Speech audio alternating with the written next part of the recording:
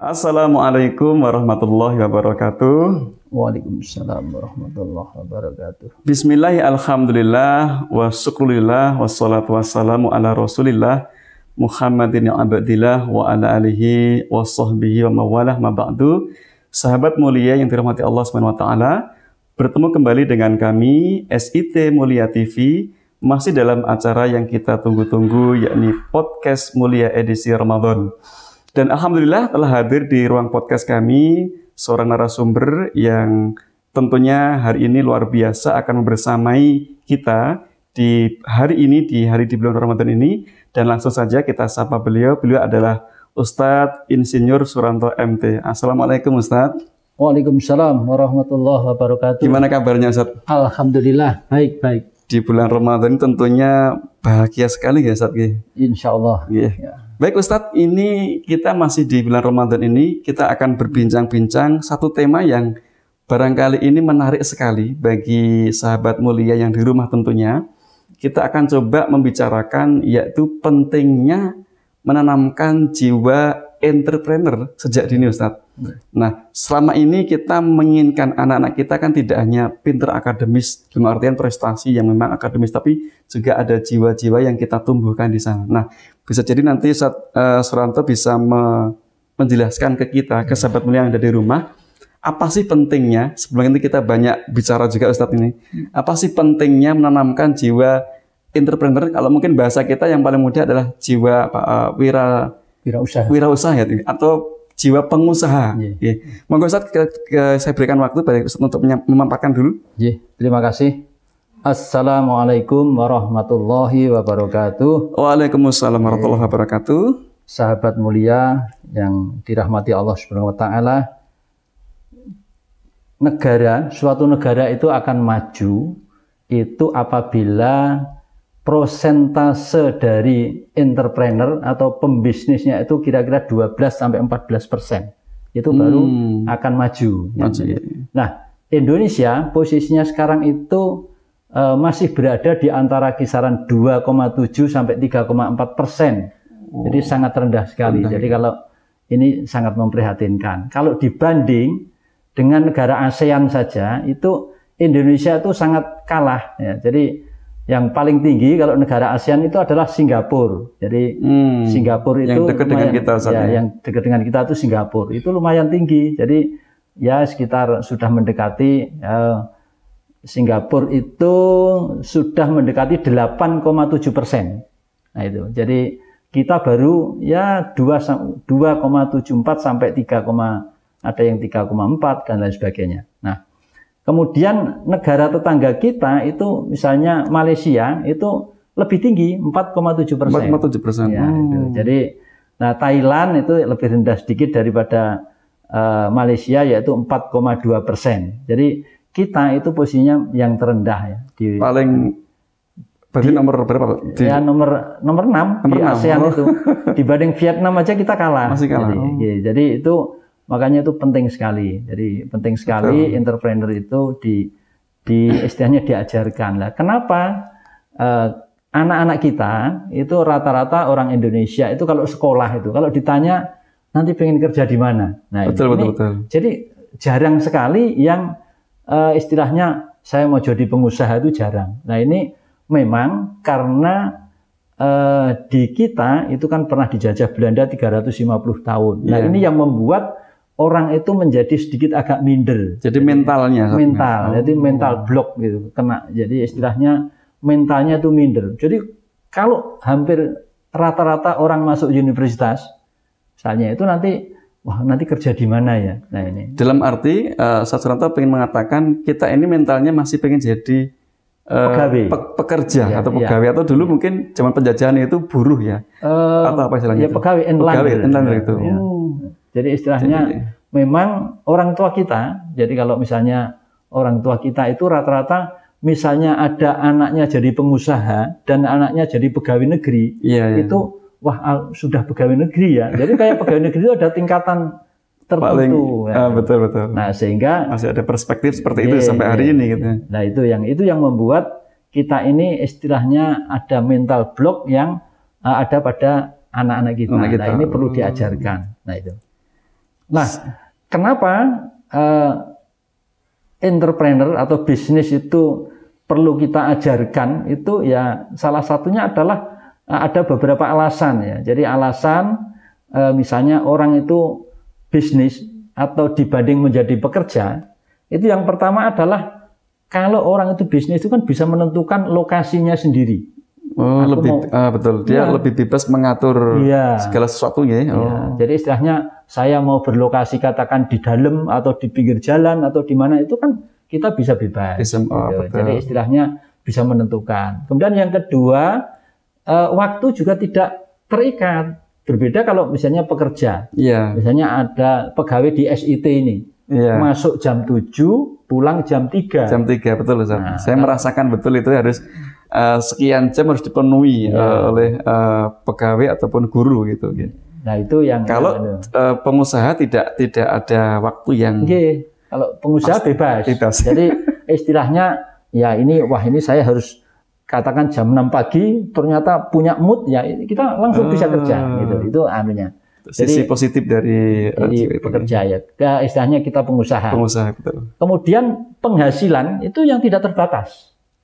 Jadi penghasilan dari pengusaha itu beda kalau pegawai. Pegawai itu ya tiap bulan nanti kita ini tanggal 1 besok gajian. Gajinya sudah tertentu. Ditunggu-tunggu. 3 juta, 4 juta. Tapi kalau pengusaha tidak. Ya. Saya kenal ada pengusaha wanita itu mahasiswa UMY. Itu punya karyawan itu 6. Mahasiswa berarti. Mahasiswi. Itu dia ternyata itu punya pegawai itu 6. Saya tanya, pegawainya digaji berapa? Ini saya gaji 8 juta. Nah, setiap pegawai atau total? Hampir setiap pegawai itu katanya dia 8 juta itu. Waduh. Jadi omsetnya sudah kelihatan. Nah, ini mengalahkan saya. Nah, iya. Nah, itu. Saya takutnya habis ini pengen jadi pengusaha katanya. Ya memang harusnya begitu. Baik, kembali tadi Ustaz, kan ini kita coba sejak dini. Artinya tadi mental kita masih seperti dulu kan. Artinya pengen jadi pekerja. Anak-anak kita juga. Dan tadi Ustaz Suranto pernah sedikit menyampaikan tadi, memang bisa jadi pembelajarannya tidak masuk atau bagaimana menanamkan sejak dini ini lewat apa Ustaz? Lewat sistem pendidikan kita kah?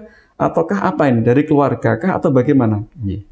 Jadi gini, jadi istilahnya memang kalau ada istilahnya Yayasan Ciputra itu punya istilahnya memang anak-anak itu dicetak untuk menjadi pebisnis. Nah itu dari awal itu sudah ada materi yang diajarkan itu secara mandiri, jadi kemandirian. Jadi anak-anak sebenarnya di kita SIT itu juga bisa. Jadi ditumbuhkan dari anak-anak itu nanti jangan dicetak untuk menjadi pegawai semua, tapi ditumbuhkan untuk lebih mandiri. Bagaimana kemandiriannya, gitu. Digali. Betul. Kemudian yang kedua adalah kreativitas. Jadi ini memang berkaitan dengan pembelajaran. Kreativitas ini misalnya ini sering anak-anak itu dikasih contoh kasus saja. Dan coba nanti bagaimana dia menyelesaikan itu. Nah itu nanti akan kelihatan bakat-bakat. Oh ini orang anak-anak ini kreatif. Jadi kalau disuruh ngerjakan ini kan ya dia akan ngerjakan. Itu nggak kreatif. Tapi kalau kasih kasus dari kasus itu nanti akan muncul masing-masing nanti ada yang diem. Tapi ada yang mungkin mempunyai kreativitas tinggi. Nah ini kreativitasnya akan muncul. Betul. Artinya salah satu yang ditumbuhkan adalah jiwa kreativitasnya itu untuk memulai dia menjadi seorang entrepreneur, punya kreativitas. Nah, ini menarik saat ini. Ya kalau kira-kira di pendidikan kita ini berapa persen yang sudah dialokasikan untuk sisi anak ini menjadi seorang nantinya anak-anak kita menjadi seorang pengusaha. Meskipun tadi kita meyakini juga memang ada sekolah yang sudah fokus ke sana, keunggulannya mungkin ke arah bisnis itu. Tapi juga banyak sekolah yang masih orientasinya belum ke sana, Ustaz. Nah, dari Ustaz Suranto tadi, kira-kira berapa sih yang sudah dibuat sistem pendidikan itu? Kira-kira sudah mencapai berapa persen kira-kira jiwa-jiwa pengusaha itu ditumbuhkan dari pendidikan itu?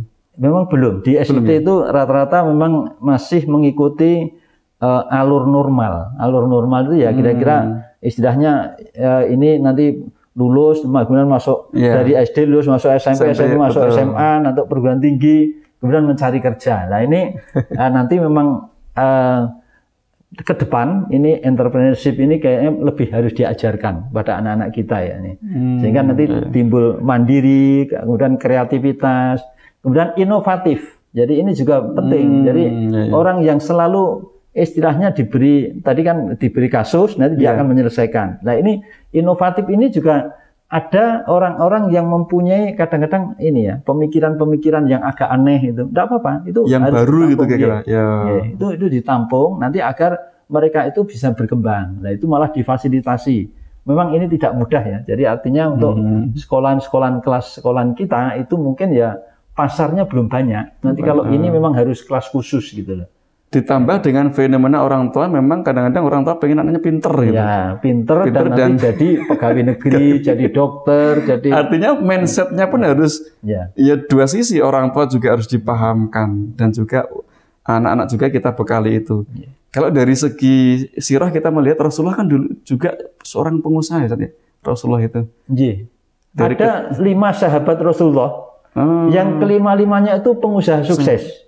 Satu Abdurrahman bin Auf. Oh iya pernah dengar saya. Itu properti beliau. Ya, dia itu properti. Jadi pada waktu hijrah ke Madinah, itu dia ditawari istilahnya mau dibagi. Jadi istilahnya dia itu dipersahabatkan dengan Sa'ad bin Robi. Madinah. Di Madinah. Begitu sampai ke Madinah kan dia nggak punya apa-apa. Iya betul. Itu Sa'ad bin Robi itu orang kaya, bahkan dia mengatakan, wahai Abdurrahman bin Auf, kalau mau hartaku saya bagi. Hartanya Robi tadi ya, Sa'ad bin Robi. Itu. Ternyata Abdurrahman bin Auf nggak mau, udah saya tunjukkan aja kepada pasar. Nah ini kisah ini yang sering kita dengar ya. Nah, setelah di pasar ternyata dia itu survei, jadi dia itu melihat pasar apa toh yang ada di pasar. Kemudian mereka melihat, ternyata sewa tempat di sini mahal sekali. Di pasar Madinah itu. Betul. Kemudian dia tahu, ini ada tanah kosong. Nah, kemudian dia kembali kepada Sa'ad bin Robi. Wahai Sa'ad bin Robi, ayo saya tunjukkan ini.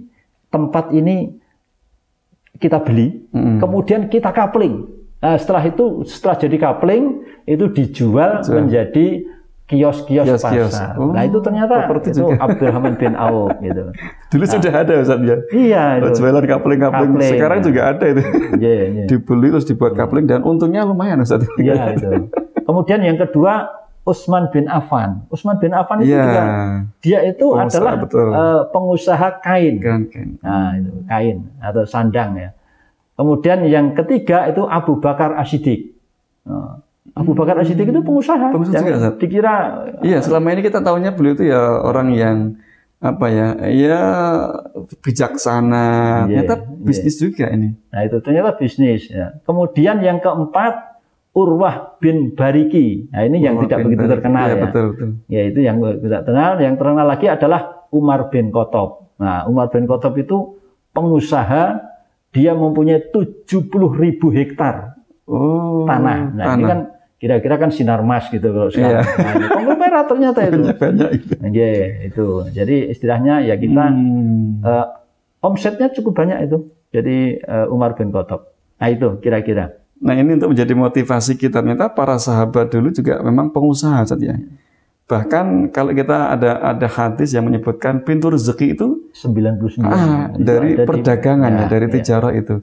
Artinya memang sebenarnya ya pentingnya jiwa entrepreneur itu ya di sini gitu. Karena tadi janji Allah atau janji Rasulullah itu ternyata pintu rezeki itu dari situ. Nah, kenapa kemudian kok masih sekarang ini belum orientasinya kita ini ya terutama ke arah itu. Tadi mentalnya belum terbentuk. Terus mungkin ada kendala-kendala, katakanlah mungkin yang sering kita dengar kan permodalan Ustadz. Modalnya susah gitu. Atau kita melihat sendiri, mohon maaf ya, di tempat kita kan ya dikuasai lah dengan toko-toko yang sekarang yang brandednya kita tahu bersama di mana-mana ada itu. Modalnya memang. Nah kira-kira yang bisnis yang tidak perlu modal ini gimana saat ini yang perlu kita lakukan ini? Jadi gini, kita untuk memulai menjadi entrepreneur itu sebenarnya kalau namanya modal itu tidak begitu sulit. kita kalau mempunyai ide, ya ide yang idenya itu masuk akal, brilian, dan itu nanti secara bisnis bisa diuji itu insya Allah modal itu nanti kerjasama dengan orang yang punya modal itu mau.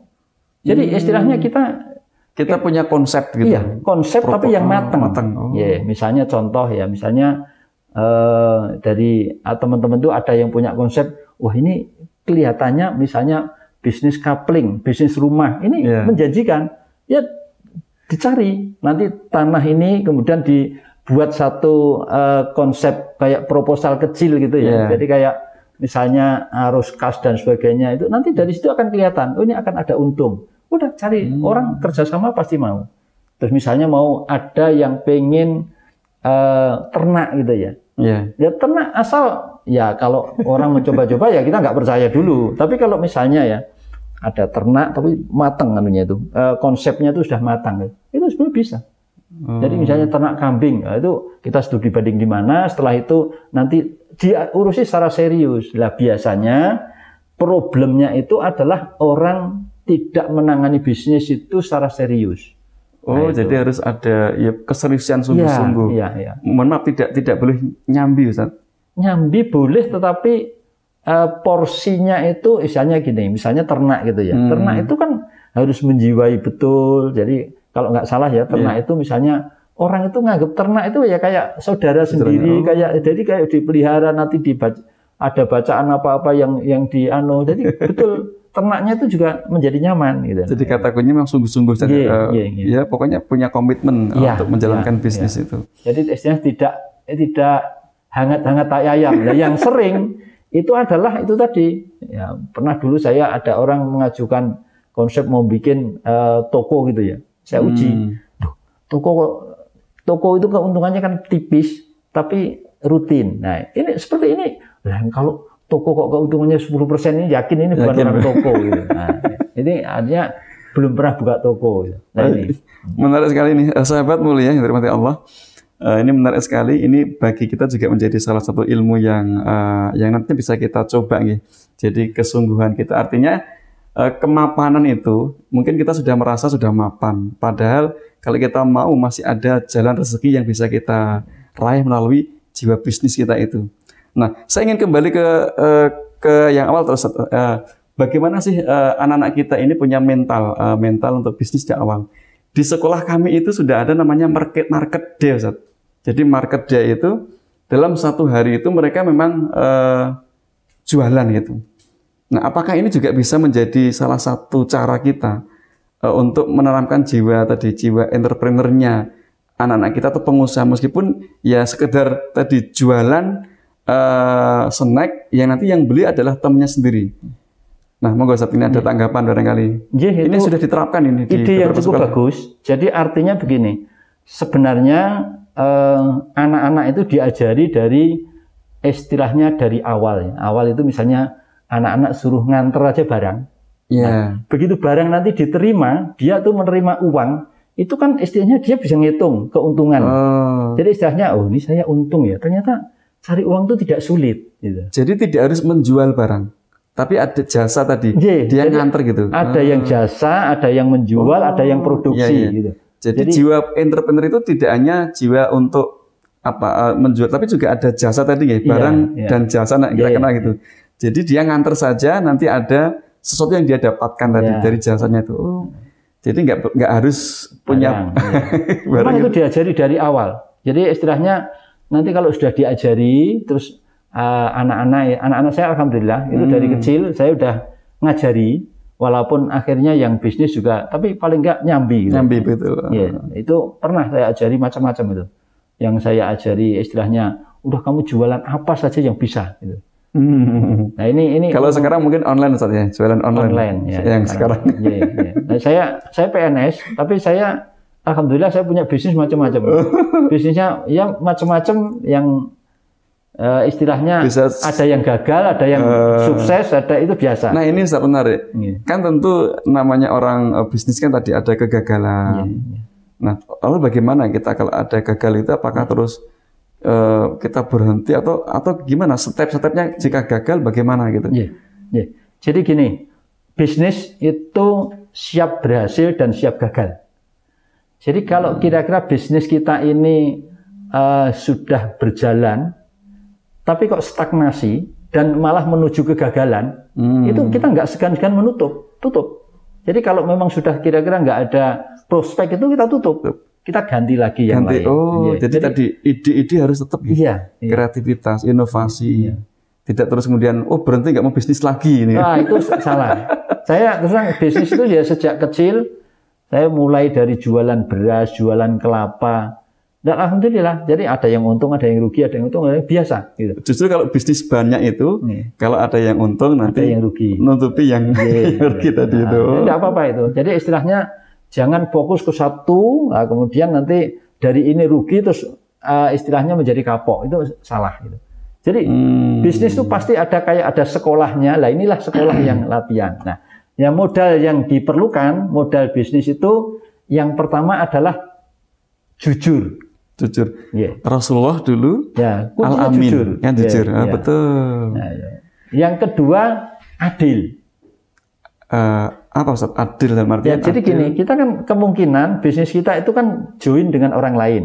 Istilahnya syirkah, musyarakah. Betul. Nah, ini kita harus adil. Adil itu misalnya kita berlima, atau berberapa gitu ya. Itu nanti yang kerja dibayar, yang tidak kerja ya hanya mendapatkan sebatas modalnya. Itu adil. Artinya betul-betul di situ dibikin sesuatu yang clear. Agar semua nyaman. Itu harus dari awal. Nah, ini yang sering, ini bisnis, apalagi musyarakah. Ini ada unsur tidak jujur tadi, ada unsur nakal. Itu contohnya sering sekali. Misalnya begini. Nakalnya itu. Misalnya saya bisnis tanah atau kaplingan. 5 orang. Nah, nanti kan ada salah satu itu yang mungkin dipasrai, udah kamu tukang beli tanah. Ada yang nanti kamu tukang mengembangkan, membuat bangunannya. Nah, kalau ini sudah diawali dengan ketidakjujuran, ini sering terjadi. Ini orang yang mau beli tanah ini sudah menaikkan harga untuk dibeli pada grupnya ini. Nah, ini sudah istilahnya awal dari kehancuran. Itu mungkin sering. Kelihatannya dia mungkin untung gitu, tapi pada akhirnya nanti hancur. Mestinya jujur, ini harus dibuka apa adanya. Oh, ini saya kemarin mengeluarkan bensin, ini sudah diganti. Jadi istilahnya ada syarat-syarat, kalau ke sana mengeluarkan bensin diganti, kalau ke sana pergi itu nanti ya diberi uang hariannya dan sebagainya. Itu jadi adil. Yang pertama adalah jujur, kemudian adil. Nah, ini. Kemudian istilahnya sungguh-sungguh. Nah, ini. Itu tadi bersungguh-sungguh. Itu insya Allah meluangkan waktu untuk bisnisnya itu. Jadi mungkin istilahnya sambilan atau sampingan, tapi memang diluangkan waktu khusus untuk bisnis ini tidak samben, tapi memang diluangkan waktu betul. Nah, ini tentu kita melihat zaman ini kan berkembang terus. Nah, kira-kira prospek ke depan ini bisnis apa nih yang paling paling baik untuk kita jalankan sehingga nanti orang tua pun ataupun kita semua bisa paham, oh memang jiwa entrepreneur bisnis bisnis apa nih yang harus kita siapkan untuk tidak hanya bisnis duniawi tapi juga bisa menunjang akhirat kita. Memang bisnis kan memang untuk menjadi jembatan kita, menjadi wadah kita untuk menuju akhirat kita yang lebih baik lah gitu. Nah, prospeknya ke depan apa Sob ini untuk sahabat mulia di rumah biar nanti juga punya tadi gambaran bisnis ke depan yang paling bisa dilakukan adalah apa Ustaz ini? Jadi bisnis yang istilahnya menjamin keberlangsungan itu kira-kira bisnis yang dibutuhkan oleh semua orang. Artinya kita harus bisa melihat peluang tadi. Jadi istilahnya misalnya sekarang ini kan bisnis yang bagus itu online dan logistik. Logistik itu kebutuhan. Logistik itu kan pengiriman barang dan sebagainya, logistik. Betul. Online itu sistemnya. Nanti isinya macam-macam. Isinya itu apa saja bisa dimasukkan. Jadi kontennya itu bisa. Nah, itu lumayan. Nah, artinya sekarang itu istilahnya orang bisa lebih banyak bisnis yang modalnya hanya kecil gitu. Tadi misalnya online itu kan nggak punya tempat. Nggak punya barang, tapi bisa menjual barang. tokonya tidak ada. Iya. Dia nggak punya toko khusus, tapi tokonya ada di mana-mana. online. Ya, itu kan salah satu. Nah ini monggo yang anak-anak muda ini, lah ini kuncinya IT. Kalau IT-nya pinter, kemudian nanti Instagramnya jalan, ininya jalan, itu sebenarnya peluang, nggak modal banyak itu. Jadi kita hanya jadi kayak sebenarnya maklar ning alus, untuk marketing. Jadi ini kuncinya di situ. Baik Ustadz, ini semakin menarik pembahasan kita. Artinya memang kalau kita bicara bisnis ya bisa lama nih Ustadz ini. Nanti bisa beberapa sesi nanti kita akan dialog ini. Nah, kira-kira ada nggak ini tips yang sederhana bisa kita lakukan untuk sahabat muda di rumah Ustadz? Bagaimana sih biar anak-anak kita ini memang tadi termotivasi untuk berbisnis yang sederhana saja, yang kira-kira bisa langsung diaplikasikan ya. Tadi sudah Ustadz Suranto sampaikan juga, nah kira-kira ini apa nih yang bisa dilakukan lagi untuk orang tua ini, sambil nanti sahabat muda bisa mempersiapkan ini, karena waktu kita nampaknya terbatas, Ustadz tidak bisa kita ngobrol ini. Maka Ustadz ini. Ya, terima kasih. Jadi yang pertama, anak dan orang tua ini diyakinkan bahwa suatu negara akan maju itu sebenarnya ditopang dari bisnis. Ini harus satu ini, karena ini akan membuat mental block tadi menjadi, karena orientasinya masih pegawai.